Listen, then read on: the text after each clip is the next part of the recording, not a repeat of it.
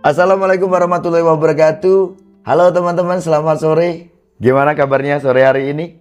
Semoga teman-temanku semuanya dalam keadaan yang baik. Oh ya, gimana kabar perburungan di sana? Masih rame? Masih tetap semangat kan orang-orangnya? Saya harap seperti itu ya. Jadi teman-teman itu tetap eksis dalam dunia perburungan ini. Dan tetap semangat tentunya ya. Supaya dunia burung ini tetap berkembang. Gitu ya. Oh ya, beberapa video saya itu kan saya mengawali dengan membicarakan tentang SMR, satu komunitas yang ada di Jawa Timur ini, yang di dalamnya terisi orang-orang yang cukup aktif di dalam SMM. Banyak yang bertanya pada saya, Om Sanda, apakah SMR ini, kan ada kata reborn ya. Ini pembaruan atau gimana Om San? Oke lah, saya nggak mau bahas itu ya. Ya, saya cukup mengabarkan saja kepada teman-teman bahwa akan ada komunitas perburungan di Jawa Timur ini, khususnya Murai Batu ya. Karena di situ dikatakan seduluran Murai Rebon, ya. Jadi Murai Batu nih. Ini kan satu warna yang ada di Kicau Mania ya, khususnya di kelas Murai Batu. Jadi semenjak saya memberikan info gitu ya, bocoran lah bahasanya begitu, kepada teman-teman ini, ternyata saya ini dapat kabar dari teman-teman yang ada di Jakarta, itu cukup banyak sekali orang yang sudah tahu dan punya keinginan ya untuk bergabung. Saya sempat kaget tuh ya. Wah, begitu antusiasnya nih teman-teman di luar sana itu pengen gabung di SMR. Oke lah, mudah-mudahan SMR ini nantinya jadi wadah ya, Kicau Mania khususnya di kelas Murai Batu untuk lebih erat lagi menjalin silaturahmi. Gitu ya. Oke teman-teman, seperti biasanya saya akan menanggapi komentar yang ditulis di kolom komentar YouTube. Ini dari Jaka Fatoni 1981. Maaf Om Sanda, izin bertanya, sebenarnya fur yang bagus untuk murai yang bagus apa? Tolong dijawab dong Om, terima kasih. Oke, cukup banyak sebenarnya saya temukan pertanyaan ini ya. Jadi banyak dari teman-teman itu menanyakan furnya apa yang bagus untuk burung murai batu. Dan saya selalu menjawab bahwa fur-fur konvensional yang dijual di pasaran itu sudah bagus. Ya, fur-fur ini kan diciptakan memang untuk burung. Artinya bisa mencukupi kebutuhan burung. Ya, kurang lebihnya kita bisa pakai settingan, ya kan? Settingannya apa? Menambahkan jumlah EF. Yang paling umum saja adalah jangkrik, ya. Ada juga yang menambah kakroto dan sebagainya. Oke lah. Fur konvensional itu ya, yang saya rasa ini cukup banyak lah dipakai oleh teman-teman untuk diberikan ke burung murai batu kesayangannya ya. Jadi kalau di daerahku sini itu yang paling rame itu ya, Top Song, Fanci ya, Sirpi, terus Nanjung. Ya, Nanjung itu dari Ebot itu. Nah kalau di luar Jawa, ya saya ini kan sebenarnya orang Lampung yang tinggal di Jawa. Saya cukup sering pulang ke Lampung sana. Dan saya banyak teman khususnya perburungan ini di Lampung sana. Dan saya juga sempat tinggal agak lama waktu itu, waktu corona ya. Sampai saya tuh bawa burung dari sini, saya bawa ke sana. Saya ngerawat burung di sana. Sampai burung yang dari trotol sampai pastol gitu ya. Di sana tuh yang paling rame itu gold coin. Gold coin yang hijau itu. It's okay lah kalau bicara tentang fur ya. Ini kan biasanya nih teman-teman, itu kan karena kebiasaan dan juga menyesuaikan kebutuhan burung. Maksudnya apa? Kalau teman-teman beli burung, kamu beli burung nih, biasanya kan kamu pasti tanyakan tuh, ini furnya apa Om? Akhirnya kamu mengikuti ya pakan apa atau fur apa yang sudah dikasih ke burung itu. Biasanya orang tuh agak enggan mau gonta-ganti itu ya, karena takut nanti burungnya jadi nggak enak gitu ya, atau ada perubahan di burungnya ya. Artinya ini kan karena kebiasaan. Jadi burung itu dirawat mungkin dengan jangka waktu yang panjang dengan terbiasa menggunakan jenis fur apa gitu ya. Terus ada lagi alasan lain itu apa? Menyesuaikan kebutuhan. Teman-teman, tentang burung ini kan ya kita nggak harus pukul rata kan ya. Ada dengan alasan teman-teman menggunakan fur dengan protein yang mungkin lebih tinggi gitu ya, di antara fur-fur konvensional gitu, atau orang biasa sebut itu fur premium. 30%, 40%, bahkan sampai ada 55%. Nah, ini kan menyesuaikan kebutuhan. Biasanya ini orang menggunakan fur premium ini di saat dia punya burung. Mungkin karena burungnya dirawat ini kok nggak ada perubahan dengan fur yang tadinya pakai konvensional, terus pengennya dirubah gitu kan ya. Dengan alasan apa? Pengen memaksimalkan di burung itu. Iya enggak? Contohnya seperti mana burung yang mungkin agak sulit untuk mendapatkan birahi. Ya, ini cocok nih.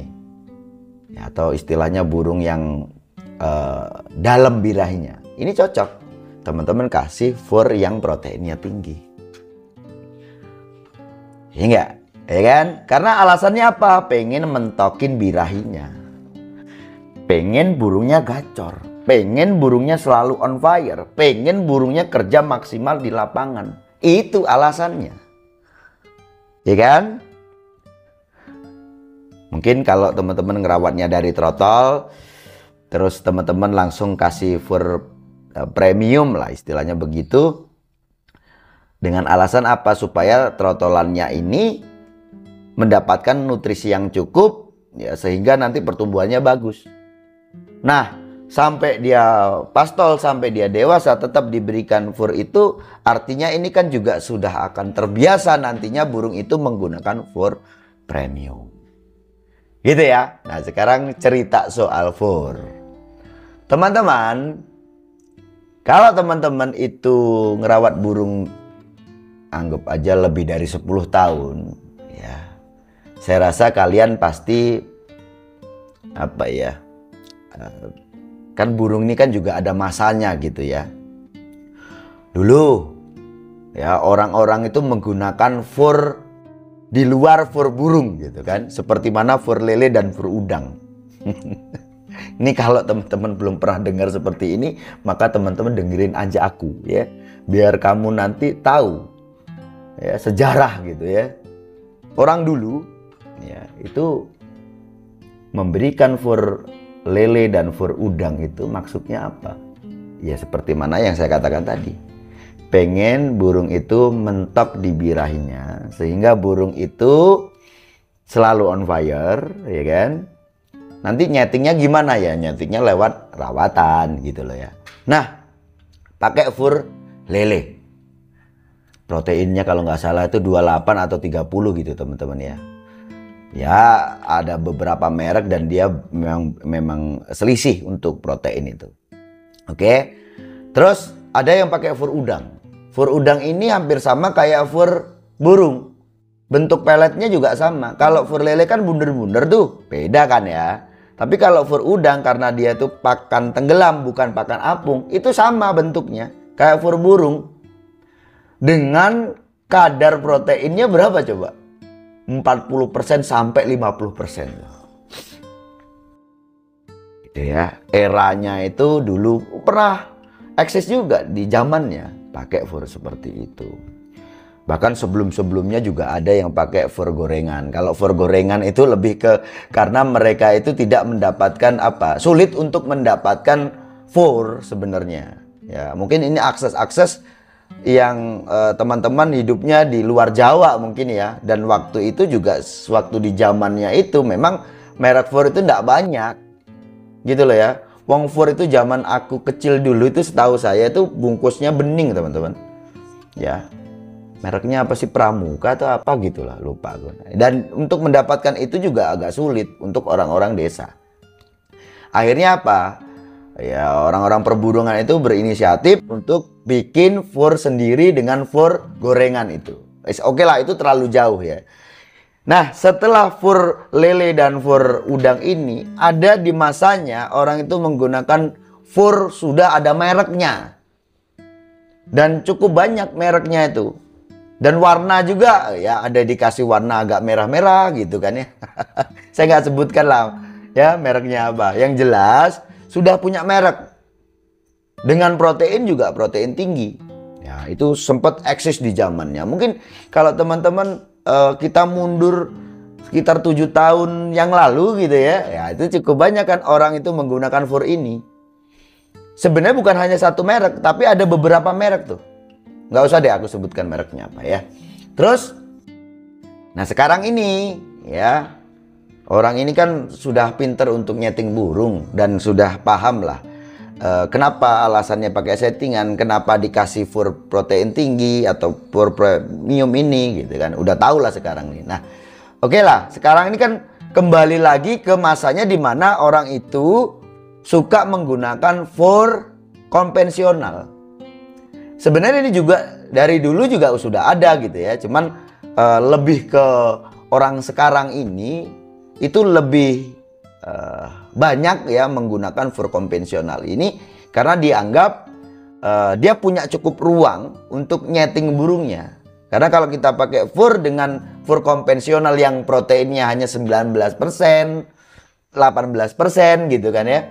Itu menurut mereka kita punya ruang yang cukup luas untuk nyeting burung itu. Ya. Anggap aja pakai 18% atau 19%. Ini kayaknya kurang nih pakai ini. Ya nanti kan ditambahkan EF. Seperti itu. Oke lah ya. Itu cerita soal furnya. Nah, sekarang kesimpulannya fur yang bagus itu untuk murai batu apa? Nah, jawabannya ya menyesuaikan burungmu dan juga kamunya sendiri gitu ya. Loh, maksudnya apa? Ya satu, kalau kamu punya burung, anggap aja nih contohnya burung yang dangkal birahinya. Artinya kamu nggak usah pakai fur yang terlalu tinggi proteinnya, gitu ya. Kalau dirasa burungmu agak dalam tuh birahinya, burungnya kok nggak nampil ya dengan settingan ya kata teman-teman umumnya settingan 55 lah, dengan seperti ini dengan fur konvensional kok nggak nampil-nampil burungnya, silakan nanti bisa pakai fur yang premium atau tinggi protein ini tadi. Terus soal menyesuaikan dirimu. Nah, kita ngerawat burung ini kan saya rasa juga teman-temanku adalah orang sibuk yang bekerja. Dirasa kesulitan untuk memberikan rawatan ya dengan cara memberikan jangkrik, jam sekian memberikan jangkrik. Toh yang namanya burung itu bisa sukses kalau kita ngerawat secara konsisten kan.